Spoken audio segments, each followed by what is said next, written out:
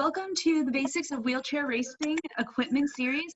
This is our 8th session, and we're super excited to have all of you. And we have some amazing special guests here today to be focusing on travel. This series is presented by Move United, and my name is Lily Jagosinski, and I'm an event specialist at Move United. So as always, we have our panelists, usually Daniel Romanchuk, a world champion, as well as a track and field Paralympian, as well as Krieger Skabort, who is a Paralympian and SB winner and Ironman World Championship record holder too. They've been with us from the beginning, and we appreciate you guys being here again today. And we are super excited to have us joined by special guest Susanna Scaroni, who is also known as Suze. She's a track and field 2-time Paralympian for Team USA. We have Saul Mendoza, who's a track and field 7-time Paralympian and 2-time gold medalist from Mexico. We have Kurt Fearnley, and I'm so sorry if I just said that incorrectly, Kurt, but he is a track and field 3-time Paralympic gold medalist representing Australia. And we have Aaron Pike, who is a biathlon and cross-country skiing and track and field athlete for Team USA, and he is a 4-time Paralympian. So thank you to all of our special guests that are here. We're super excited to have you, and we look forward to hearing more from you. Now what I'd like to do is turn it over to Daniel Romanchuk, who's going to be talking about more traveling. So go ahead, Daniel. Thank you. Yep, and so I'm going to start off with some of the tools and equipment that you should consider bringing to a competition. And so with the obvious exception of your chair, that will not be on the list. So I have a 4-page long master packing list that I have, and I will start going through this about a week before I leave, just to make sure that if anything is not on here, that I have time to order it and for it to arrive before I leave. And so I will start to kind of whittle this down depending on things like how important the competition is, whether I'm flying or driving, how hard it may be to find that particular item where I'm going, and a number of other factors. And so I may only end up taking 1 page of this to a day trip to Indianapolis, but I would end up taking all 4 pages to a Paralympic Games. So the point is to be professional about the sport and be properly prepared. You don't want to be that athlete who is constantly asking to borrow some equipment or completely dependent on their coach for everything equipment related. And so I have my, basically my essentials here. I typically carry a lot more when I'm going to a competition. But these are what I consider my essentials. So I'm planning for a flight here. So I've got my carry-on here, and this is going to be equipment that is very unique and I can't really borrow or find where I'm going. So first of all, gloves. So this is my primary pair of gloves. You always want to make sure that you have these with you. You don't want them in a check bag that gets lost or anything like that. Next is a uniform. If you're going to a team competition and you're required to wear a specific uniform, you want to make sure, again, that that does not get lost somewhere. So keep that with you. And then I have my lithium ion pump battery here. So because this is lithium ion, for safety reasons, this needs to go into my carry-on. And then these last 2 things here are for international competitions. I have a power converter here. Depending on where I'm going, you may need to do something with the power. So you'll want to make sure you don't fry your electronics. And then a plug adapter. So that is pretty much all for my carry-on. Moving on to my checked baggage here. I have my spare gloves here, just in case anything happens to my primary pair, they get lost, broken, anything, and my helmet. So some people carry their helmet with them. but I have plenty of space in the case that I use for my chair. And then I have the appropriate kind of clister for the temperature of wherever I'm going. I have some spare rubber and foam for my gloves, just in case I need to replace anything.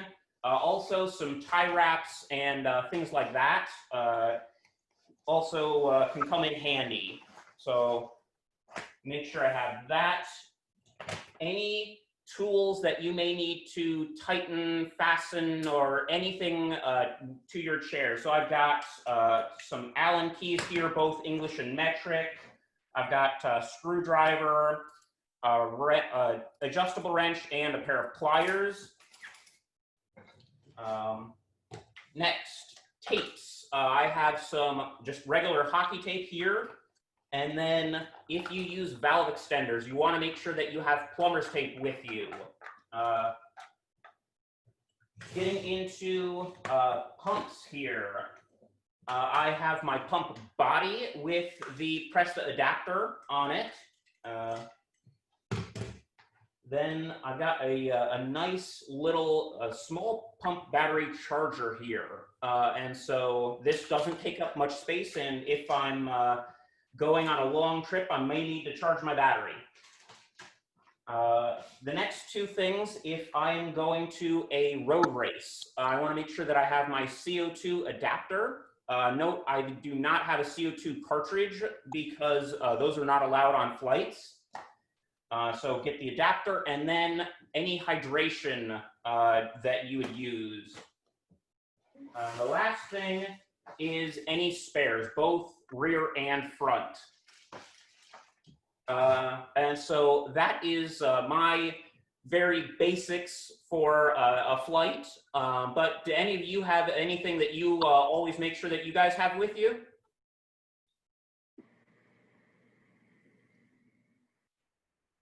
Don't all speak up at once. Anyone else have any other tools that you like to bring? I think you got it covered. That was, I'll travel with you. I'll use your tools. I would just say that everybody needs to create their own list. So you over a period of time, you'll figure out what you use more often than not. There will be tools that are going to be specific to you or your race chair. Some person might be able to get away with just taking one variation of tape. Other people, their entire race chair and body is held together by tape. So each person is going to require their own time to figure out their own list, and it's going to have specific little things that we all use. Others, like me, just use a lot of Aaron or Daniel's stuff. And you don't want to be that guy. True. Hey, Daniel, I see that you have your travel bag, which is very convenient, especially if you're racing the next day. I put my helmet, my gloves, and also a suit.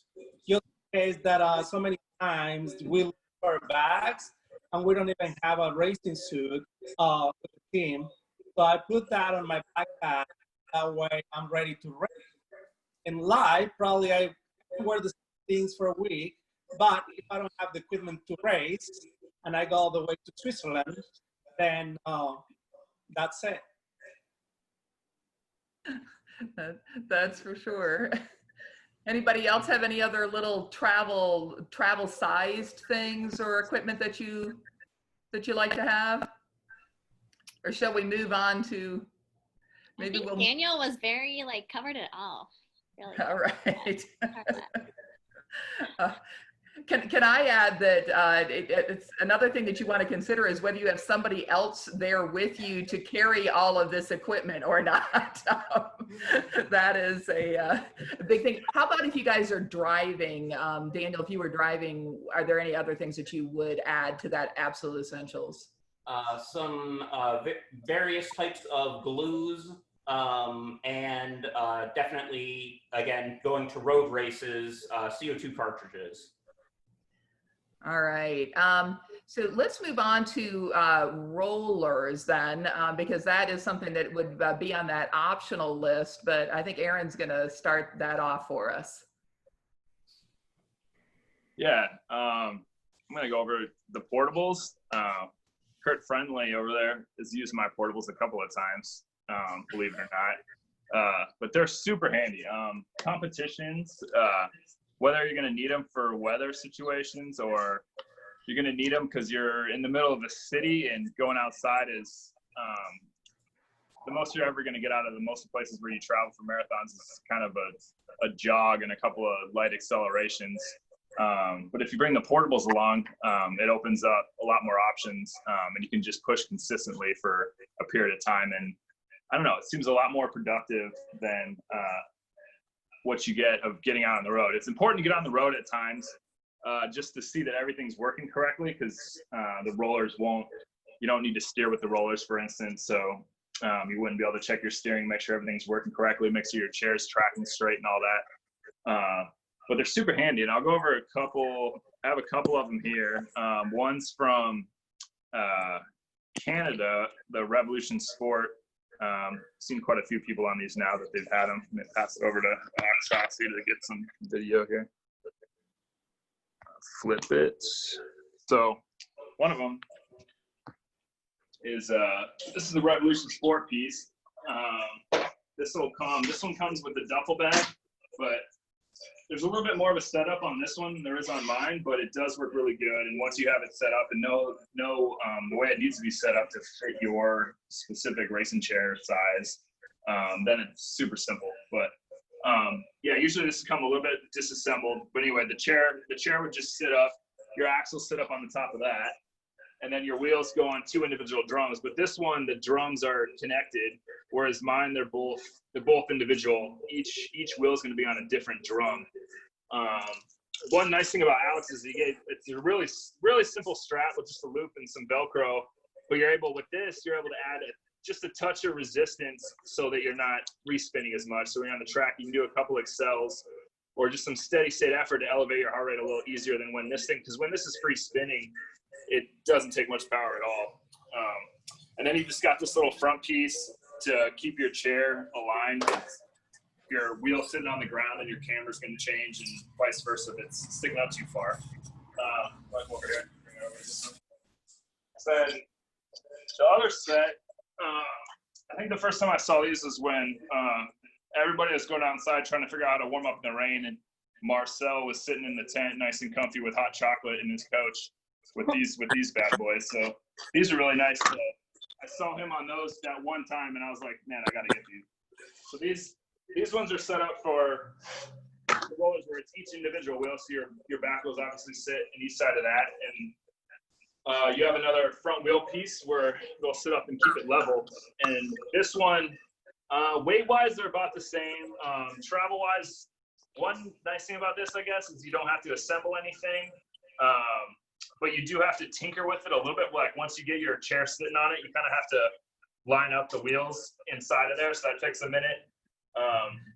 But they're super, super handy to have in so many situations. It's hard. I think every time I don't bring them, I regret not having them at some point during the trip. So those are the two that I have. And I think Daniel also has a pair of rollers that are also made by these are Japanese. These are from Japan. These are a lot easier to get from Alex in the States anyway. And then these are a little bit more challenging. I think it was a lot of emailing back and forth and then some additional, the wire transfer. There's a lot of specifics, but anyway. Daniel, go ahead. What are yours look like? So I've got a pair of portables that I don't even need to get out of my chair to get on and off. So I just put it under my chair there, make sure that that it's resting on my camber tubes. This is where that's where this kind of rests. And then I've got my wheels up against the drum, and I am all ready to go. Once I'm done warming up, I just pull up on these two handles here, and I am all ready to go. So you can get in and out of the rollers without having to get in and out of your chair. And so they also all collapse down into this nice little, relatively small travel case here. That's the same thing with the set that Aaron has, that they're a little bit, it does take a little bit of communication back and forth and wire transfers and stuff to get that set too. So I think let's move on to, now that we've gotten these smaller pieces out, that main piece with the frame. Krieger, you want to talk about protecting that when we're traveling? Hey, Kim, can I ask one question about the rollers? Yeah. Aaron, how important is it to keep the day chair within reaching distance when you're in a hotel room? Just asking. It's turns out it's fairly important, right? Well, why? Unless your arms are as long as yours. Otherwise, you're next to a curtain where you can kind of monkey yourself out of there. But otherwise, sounds like a specific story. Just I'm sure that's a helpful hint that when you're on a rollers in a room on your own, make sure you can reach your day chair. That's a good point. Very good. I want to hear the full story at some point. All right, Krieger.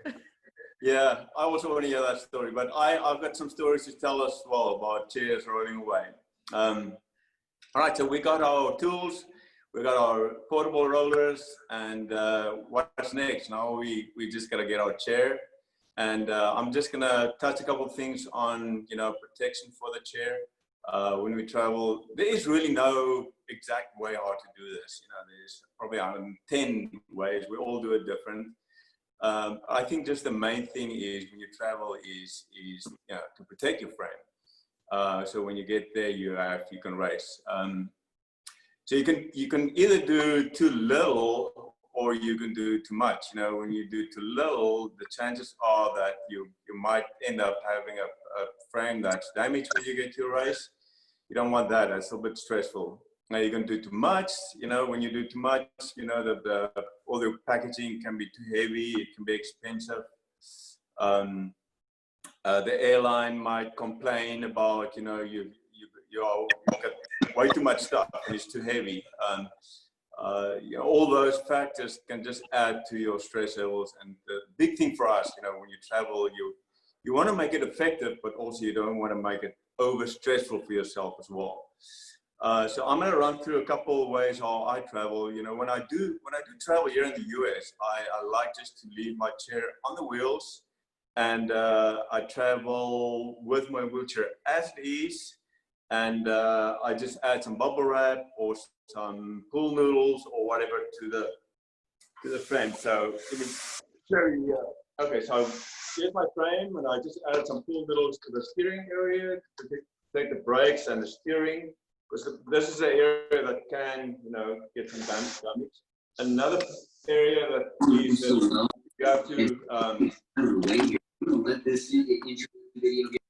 you have to protect is your fenders, and you can just use pool noodles, whatever, on top of your fenders. So when I travel like this, the chair, I just push the chair all the way up to the gate, go through security to the gate, and then once I get to the gate, they take this down, all the way down to the belly of the plane, and with my day chair, and I go to my seat, and then, so it's only 1 or 2 people that might handle it then when you travel like this way. It's to me. Then when you get there, obviously you get your day chair back, and then when you get your day chair back, you also get your racing chair, and then you just push it back along to the baggage claim area. So this is an effective way. It's quick and easy. Like I said, there's not so many chances of getting a real big time damage because only 2 people or so might handle it. You might get an occasional scrape on the frame. That's possible, but that's the risk always with travel. Okay. So if you do not want to use your frame on wheels, you can also take the wheels off, and then you just bubble wrap the fork of my frame. So you just bubble wrap and use all kinds of packaging material. I didn't do all the way to the back now, but that's the idea. You can do some some protection that's mainly going to protect your frame from scrapes and light pushes. But you know, if it's a heavy, something heavy on it, there will be damage to your frame. So there's a risk to this as well. And when you do this, you check it in with your luggage. Okay, so you check it in with your luggage, and with your luggage, it's going to go all the way to the point of where you get it back at baggage claim in your.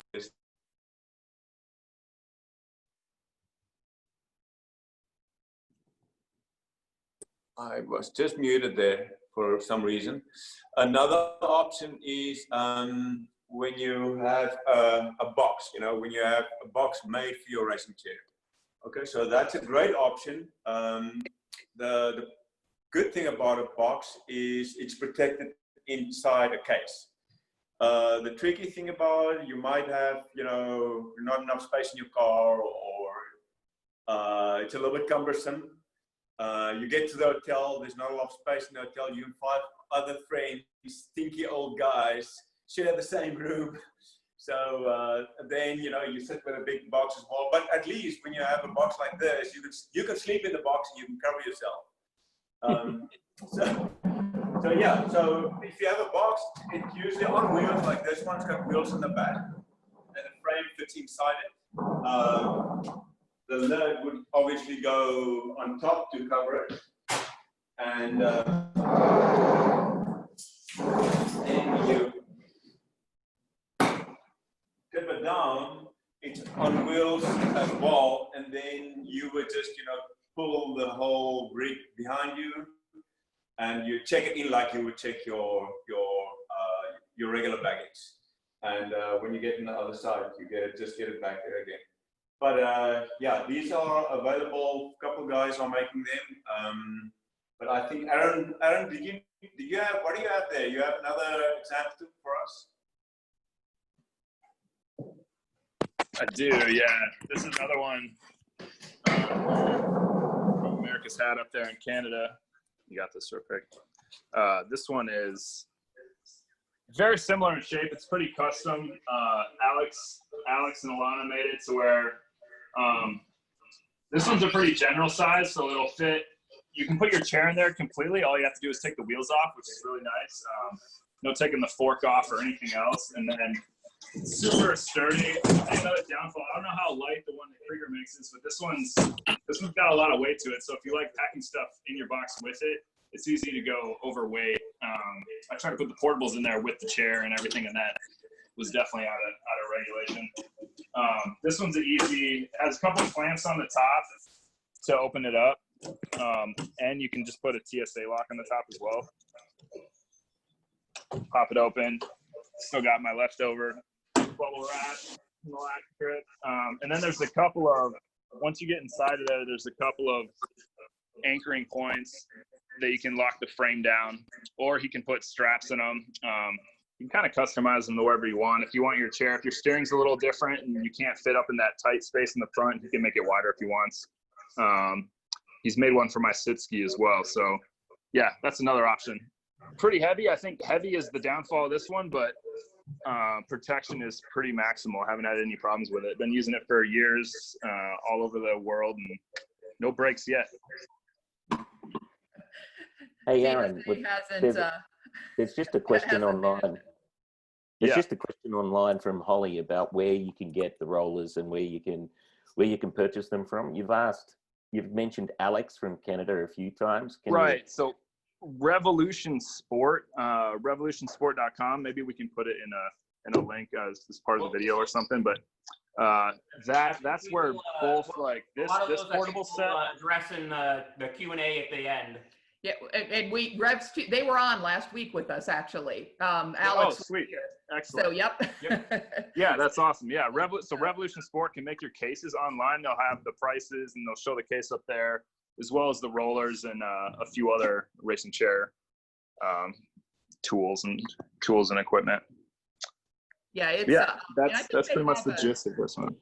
Sorry. They have a new case that they're developing right now that's going to be lighter, but it's not available yet. So I'm not sure that they're currently selling the ones that you have, Aaron. At this very moment. At this Okay. Exactly. Gotcha. He's taken advantage of this time to retool some things and look at making it lighter, because absolutely that weight. Right. Yeah, that was the only downfall, I think, of this one. Otherwise, it's great. Yeah. For sure. All right. Well, let's move on to wheels here. If your cases or chairs in that case, your wheels have got to be somewhere else. Yep. So I've come up with a little system for these are carbon fiber disc wheels with a fixed axle pin. So this axle pin will not come out, which is fine in general. When it's in a wheel bag with another wheel, that can be a problem. So I basically cut some lightweight foam and just cut holes in it and layer it on top of that axle pin, so that when I'm all done, there is no chance that the axle pin is going to stab anything in that wheel bag, especially another wheel. So I've got a few layers that I'll go on one side, and I've got some other that'll go on the side with the hand ring. Wrap that up in a singular wheel bag, and then I will take it over to my double wheel bag here. So this is a case wheel bag from top end. I will make sure that my axle pin is pointing out. So this one is going to go on this side here. I've got a little sheet of some plastic here, and then between this and the other wheel that'll be over on this side, you can pretty much put whatever you want, as long as it's nice and soft and is not going to damage those wheels. Clothes, I put a bag of spare tires in, pretty much anything. But I know, Aaron, you've been traveling with fixed axle pins a lot longer than I have. So what do you do?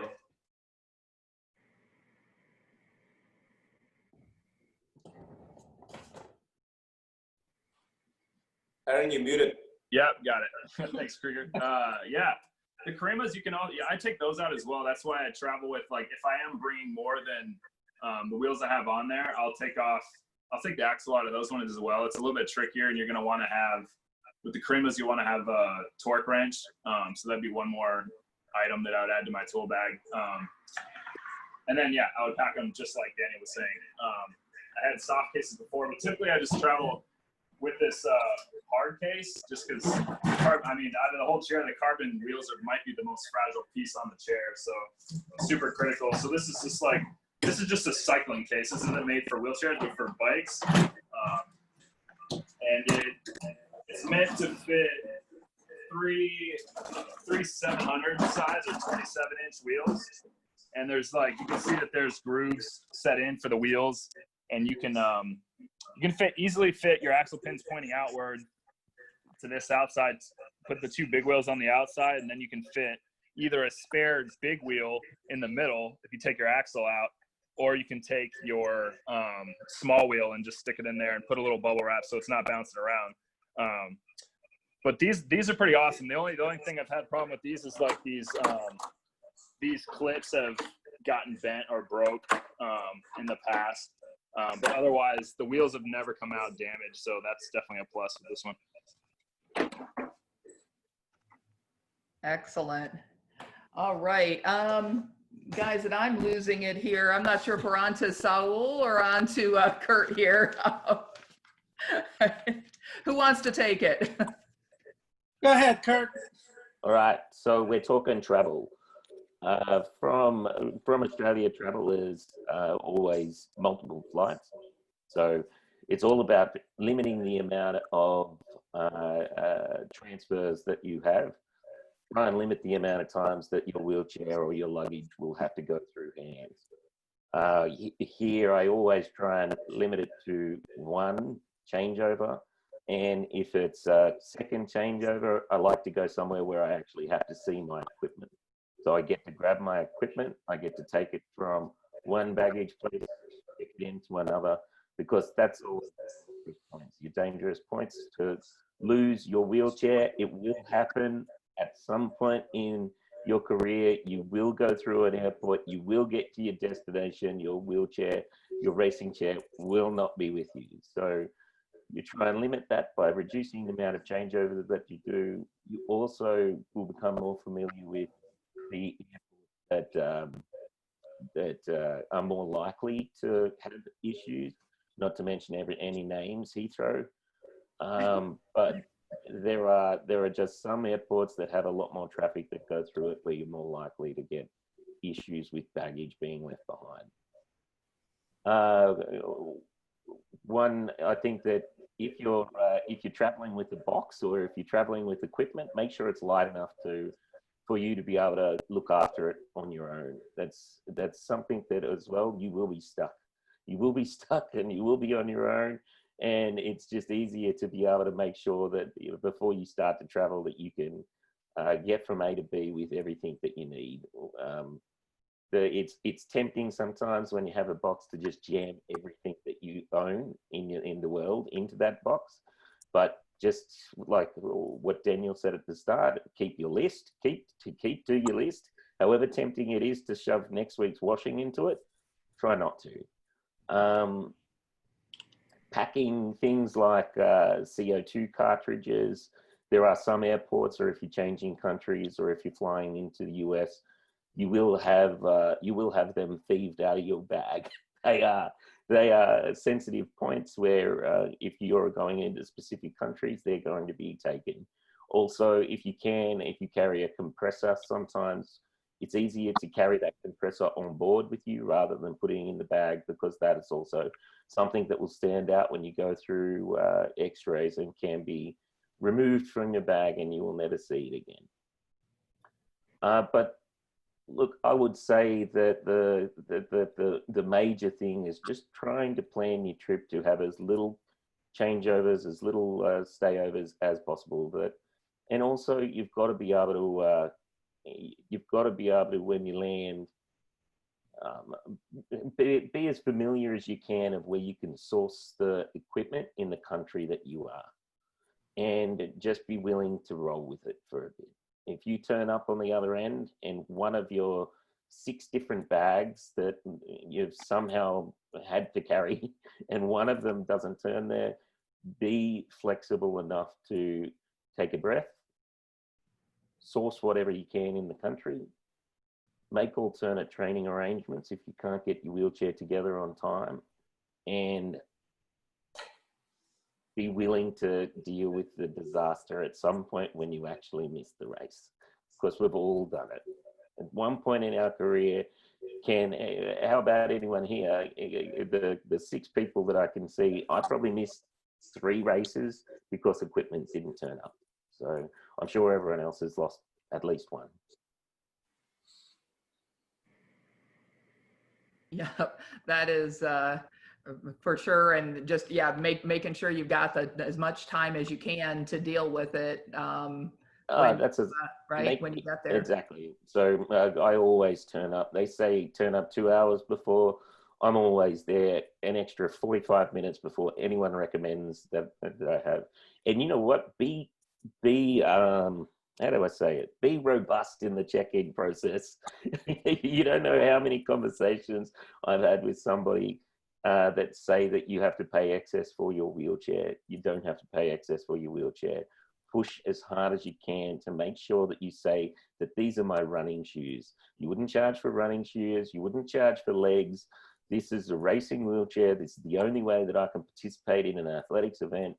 It's a mobility device. It's not a bike. It's a mobility device. Do as hard as you can for as long as you can to save your money. If you're carrying a box, be prepared as well for people to ask if it's a coffin. It's not a coffin. No dead people in it. It's a wheelchair. There's probably Kim. Prod me. Yeah. Where's my lines?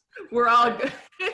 One thing, Kim, if you guys just don't mind me add this, if you get to your destination, it's always a good thing to check your equipment. if there was Immediately. any damage to it. You know, then there's your chance to file a claim. But once you get to your hotel or wherever, you haven't checked your equipment, then it's too late. We've definitely, at the check-in process, like Kurt says, for sure, especially with that bigger case, you're going to be hitting 70 pounds and they're going to, and it is their policy that they're going to charge more. But we usually say, well, you know, the thing that's in there costs, that's a $7,000 racer. We can take the case and put it back in the car kind of thing and send it through. But if you guys damage it, and usually that pretty much solves it. We do it nicely with a smile. The chair is only 20 pounds. Yeah. I would say as well, one of the biggest things if you're in a team, you're traveling in a team together, that check-in process can take forever. So make sure that you turn up in plenty of time, take a deep breath. If you're a nervous traveler, you know, just take your time, try and do what you can to calm yourself, to calm your team. And on the other end, if you're traveling in a team, never leave the airport until you've seen every bag. At the end of the day, there may be 20 people on that team, but you're responsible for you and your bags and your wheelchair. So there may be somebody who you think is going to carry your bags. You might think it's their job. It's your job to identify your bags. We are, as a movement, we are a very independent movement. We are a movement where we make sure that we are in charge, or we are responsible for ourselves and our equipment, no matter whether you're 13 or 14, like I was when I first started traveling, or not to mention any names, Krieger, but somebody who's still traveling for racing wheelchairs, and he's at least 35. He hasn't aged over the last 15 years. You score major points there. Well, that's great. And Saul, actually, that transitions really nicely into talking about a little bit of team travel, because you do a fair bit of that. That is correct. Now, traveling from Mexico is always hard to travel all over the world. And something that I would like to add to Kurt's comment is that when we are packing, make sure you have a lot of pieces or a lot of bags. I've seen so many people traveling with small little bags. So you have 5 pieces, it'll be hard to track them. So make sure you're gonna put in one bag. I remember back in time that I will have one traveling bag, the tools that I need, and pretty much things that I never took out of the bag. I knew I was gonna forget them. And I just traveled with 3 pieces. In the US, they let you travel with your racing chair. Krieger was talking about bubbling the racing chair, and put some traveling wheels, your nice wheels, just like Daniel will pack them, and take your racing chair to the gate, and they let you check it in as a stroller, and that saves you a lot of money. And actually, we find out that this is the best way to make it to a race. You take your chair all the way to the gate. Never leave anything in the top of the chair. Don't leave your helmet, don't leave a bag, don't leave your pump, because it's never gonna make it to the place. Any loose piece that you put on the top of your chair, never gonna make it. So traveling as a team, you're gonna have most of the time a traveling manager, and you're gonna start to get a lot of information, like a lot. Read it, and sometimes I just make a copy and put it in my backpack, because it will tell you the times that you need to be at the airport. Kurt was saying that please come at least 2 or 3 hours, because if you're traveling with a team, you're traveling with another 20 or 30 people, so it will take a while to check in.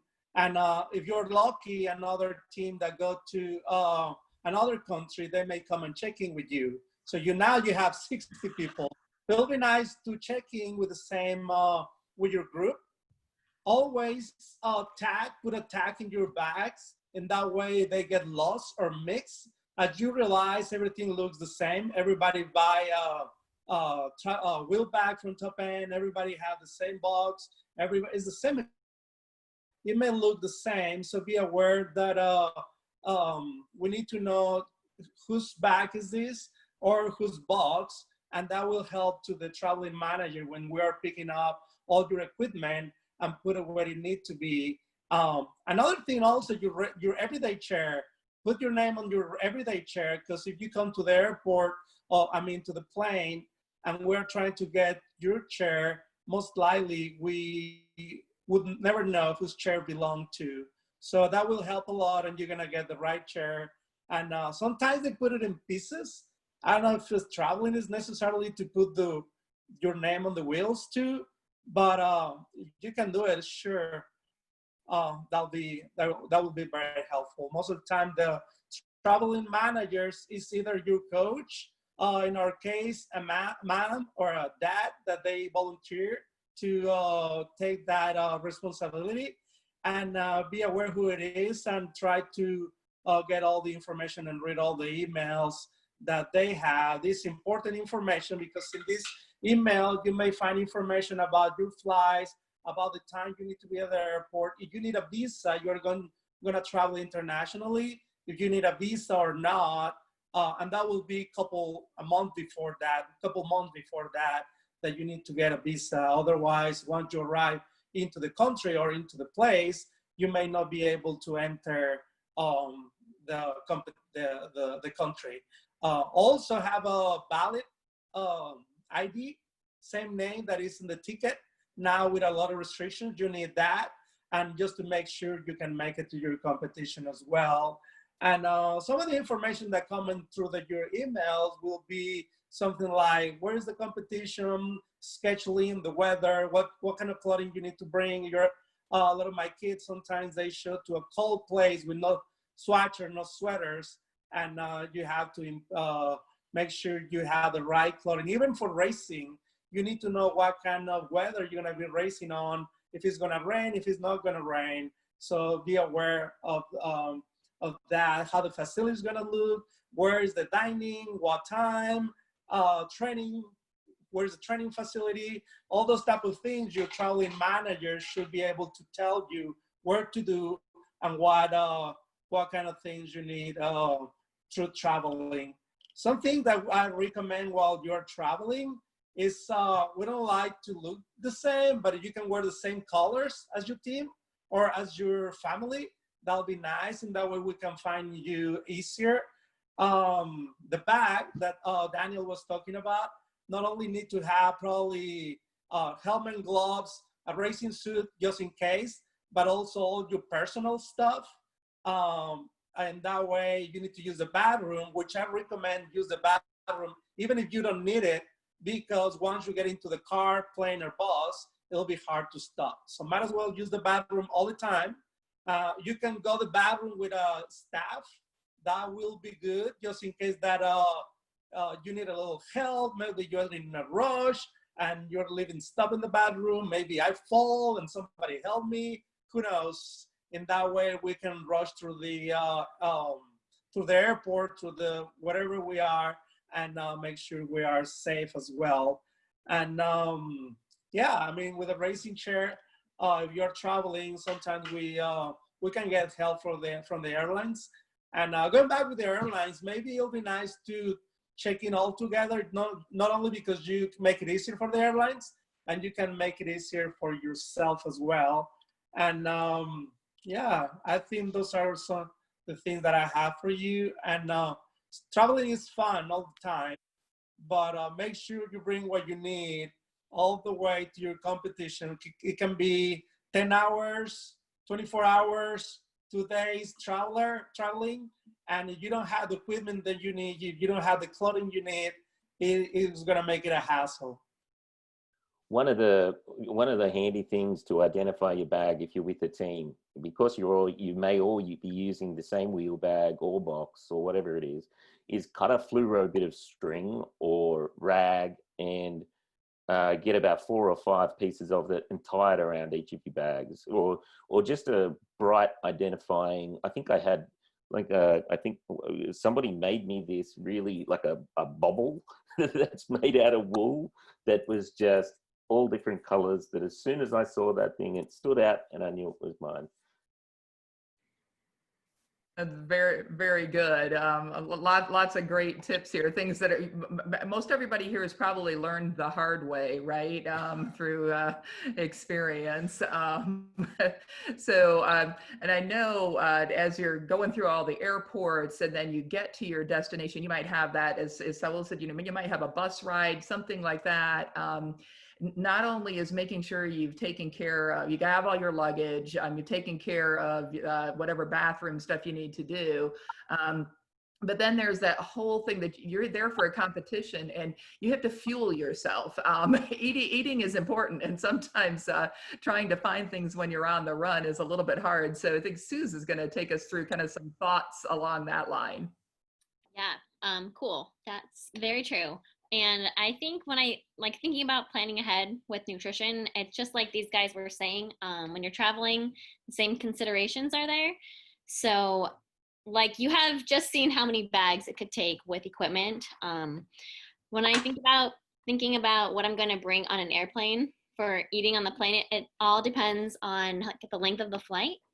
So if you're like on a very long flight, you're going to need to bring your own food with you. In my opinion, I think there are sometimes like on an international flight, it could be difficult to get like the protein that you might like out of the very two options that you're given. So things I always bring with me on international flights are some source of protein, and then some kind of like fresh fruit. There's a few types only of fresh fruit that I would recommend bringing on a plane, but things like oranges or something like with a peel on it, a banana, if you can keep it protected, that's a good fresh thing that you can eat on this long flight, because you're going to be eating a lot of like packaged foods until you can eventually get a real meal. So I highly recommend bringing some source of protein. I wrote down like jerky, edamame, or like protein bars that you like, and then like a couple of pieces of fresh fruit. So that's for a longer airplane flight, in my opinion. And then when it comes to the race fuel, so the actual things you plan on eating during the race and like pre-race, so during breakfast, there's a few options here. If you're traveling and you're not going to race for like several days or maybe a week, I actually like to put my race fuel in my check bag because it just makes my carry-on lighter. So that would be something like a powdered beverage or like some Cliff Shots. Thanks to Daniel for bringing these to us. Just something that's going to make my bag lighter if I'm not going to race for several days. But if I am, then I would put those in your check or your carry-on bag as well, so that you have that there. The other options when it comes to like your morning race strategy for eating wise, I would honestly say practice being flexible. So during training, this is the time to find out things you like to eat, but not always be so set on that one food, because it could be that you're not going to have that at a race. So trying to be flexible while you're practicing, so that when you get to a race and you are really kind of stuck with what you can find, like what's close at a grocery store, whether your hotel has a refrigerator or not, or what the race organization has provided for you, you can find something that will work, something that's familiar, and something that you're comfortable with. But if you really want something specific, definitely bring that in your carry-on bag so that it's there for you. The caveat there, though, is it has to be something that can be on a carry-on, so nothing that's fluid, nothing that's obviously perishable. So now's the time to be practicing, because we have a lot of time before we have to race. So getting used to different kind of foods. Oh, I also wrote down your coffee process. I think that's an important thing to consider when you're traveling. So I'm the kind of person that's I actually really use caffeine as like a race strategy. So I bring like a plastic coffee making process. And I don't actually bring a kettle always. I'm considering it, but I think usually you can find at least a microwave where you can heat up water if you need to. But I like to bring and at least think about what I'm going to do for caffeine if you're a coffee drinker, because it's not always available. And otherwise, once you get to the race, knowing coffee shops and what times they open, or grocery stores, whether you need to get used to having cold brew, so you can just put that in your room. This is, I think, important, so I would say that's there. So also, I was thinking, I also wrote in on my notes, one thing I like to do is once I get to a race, buying specific things like there. So you can save a lot of money. You can find things you're more familiar with eating, and you can have nutritious foods as well when you're traveling if you buy things in the country that you're at. That goes into the planning process though in general. Like if you're looking for an Airbnb, that's great because then you have a refrigerator. Otherwise, trying to have a hotel room with a refrigerator is a great thing. Or just getting used to having things like nuts and grains, or like breads, you know, granola bars, things that don't really require a refrigerator. Or yeah, those are the things to think about when it comes to what to buy once you're at the race. Then I was also on the section that just things to think about when you're like getting ready for the race itself. So if there are more questions about nutrition, you guys can ask them at the end. But some key notes that I wrote down for just when you consider traveling to the start of a race are sometimes you leave right from your racing chair from the hotel to get to the race, like Berlin, Tokyo, and like Oita gives you the option. But a lot of races, you will actually take your day chair and your racing chair to the start line of the race. This is with at least road racing. And so I think it's really important to be cognizant of what you put in your other bag. There's a lot of bags that go into traveling that's going to take you to the start line of the race. So I think it's really important to have spare tires with you. I also pump up my tires before I leave, even though I'm still going to bring a pump to the start line, because sometimes, like, I'm pretty sure Aaron one time was on a bus that got like lost going to the Boston Marathon, and they had like no time to get ready for the race once we got there. So I think like pumping up your tires ahead of time, putting your numbers on ahead of time are good to do before you actually go to the start line. Even though there will be other times where you're like sitting there needing things to do forever because you got there plenty of time. I also think bringing your tools, the same tools you brought, bringing those to the start line because anything can happen. And like Saul mentioned earlier, not leaving anything loose on your racing chair when you give it to whoever's like transporting it to the start line.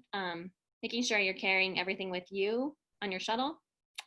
Then making sure you have your like whatever you're gonna use during the race for nutrition or hydration. Making sure you have that with you, and then that you're ready to go with that. Very good. I also think having a spare change of clothes with you for after the race, and it can be helpful to bring a photocopy of your ID for drug testing. They're pretty cool about if you don't have an ID with you, but it makes it a little easier probably on them if you have a photocopy of your ID. So yeah. There are a lot of parts that go into the traveling, and I mean, there's so many decades of experience amongst you guys of accumulating just all the different stories, I'm sure. But as we've gone through it, even just going through the junior process, it's just a lot of times just that routine can be a really important thing, and having this, you know, the same checklist that you go through and a routine that you'll develop over time. So I wanted to get to a couple of these questions here. Unless does anybody else here have anything that is nutrition wise that's your favorite travel tip? What do you guys use? Or do you just go to the restaurants? Do you guys eat local and everything, or do you try to pack stuff that you like? Hey, Kims, with the traveling and eating, the only comment I have as a traveling manager, you need to let us know if you're allergic to any food or anything, because otherwise, if a manager tries to bring a snack into the plane and you're not able to eat it, it's not helpful. And the other thing, Susanna says, bring another bag. We already have enough bags to travel. So you empty one in your room and put what you do for the race for the race that morning. Now we're gonna have to bring another bag. Hey, Susanna. Yeah, no, exactly. I would like that spare tire bag that Daniel puts between his wheels is what I put, whatever I'm going to bring to the start of a race. Yeah, yeah. Just empty it and put on something more food. Yeah. Very good. Okay, so we have a couple of questions here. Is there a special way to tote your racing chair or the traveling box behind your day chair? Or how do you handle 2 chairs at a time, basically? Aaron, do you still have the case there? Yeah, I do.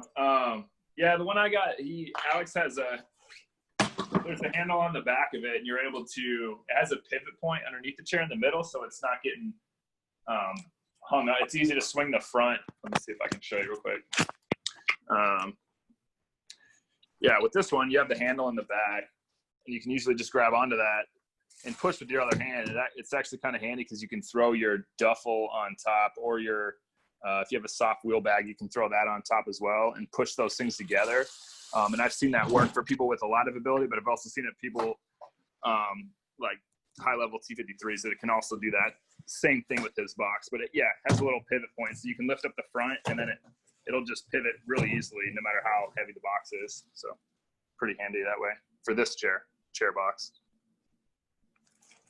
I'll, like you said, just chuck every month or all of the bags that I can on top of my chair case, and then I actually use, if I have anything else that can't go on top of it, I will have a really big carabiner that I will hook to the back of my chair, and then hook whatever other luggage that I have, a roller bag, not a portable roller bag, but a bag with wheels. Just hook that behind me and just tow it. It can be a pretty long train if you've got that Yep. chair case in front, the everyday in the middle, and then a roller bag or 2 behind. Okay. And let's see if we can grab one more of these questions. We will post some answers about the roller sources and stuff later on the follow-up. What do you guys do about ground transportation to and from the airport to have room for your racing chair, day chair, and luggage? Who wants to take that one? Try and organize it before you leave. I'd recommend that. So if you know that you've got stuff if you've got a large travel box, if you've got a large wheel bag, try and organize it with the race. Try and look into it. Try and just look into it before you leave home, because it can be hard and imposing when you land in an airport and you have these gigantic bits of equipment that will not fit in the boot of a standard cab. But do the walk before you leave. Yep. Very good. Okay, I think we are out of time here. So I'm going to turn it back over to Lily. Fantastic. Thanks, Kim. And for those of you who don't know, the ghost in the sky right now is Kim Romanchuk. She's Daniel's manager as well as mom. So thank you for moderating. Also, thank you to all of our panelists and special guests. Between all of you, you have so many awards and accolades, and you have so much experience. So we really appreciate you taking the time to be on here. Suze, Saul, Aaron, Krieger, Daniel, Kurt, it's great to hear from you guys. I have a few more things that we just wanted to add. We know we're just about time, but in our chat function, we are going to post a survey link in here. And we would love to hear how we did on this, and if there are any future topics that you want to talk about. We will be back next week. It will be Thursday, July 30th from 4 o'clock to 5 o'clock p.m. Eastern Standard Time. And we, of course, will send out a follow-up email. This session was recorded live, too, so we'll make sure that everyone receives a link for that. And we have all of our sessions on our Move United YouTube as well. And so this is the 8th session, and it's been great. So if you weren't able to tune in for a previous session, then feel free to check it out there. Additionally, we have some other opportunities that we encourage everyone to take a look at. There is a Move United Youth Training Grant that's going on, ages 13 to 24 years old, and it's $500 training grant. So we encourage you to apply, and hopefully that can help you out. We understand things can get expensive, and we want to help out as many people as we can. Also, too, check out our Move United Adapt at Home page. We feature a variety of virtual events, training, and education. This session is always on there, as well as some movement-based things, too. And we just recently packaged just about 450 fitness kits, and what that is we put a variety of equipment in there, and we want to keep you moving at home. We understand that quarantine is a little bit secluded and not everyone has the equipment they need, so you can check out that link. It is on there as well in the chat function. Exercise bands, cordless jump ropes, towels, buffs, so it's really cool, and we encourage you to check it out. And what we will do is we'll stay online just for a few more moments to make sure that people can have access to those links there. But with that said, we appreciate everyone's time. Our panelists, you are more than welcome to log off, but we'll stay on for just a little bit longer. But thank you so much, and we hope to see you guys in the future, and best of luck in quarantine time.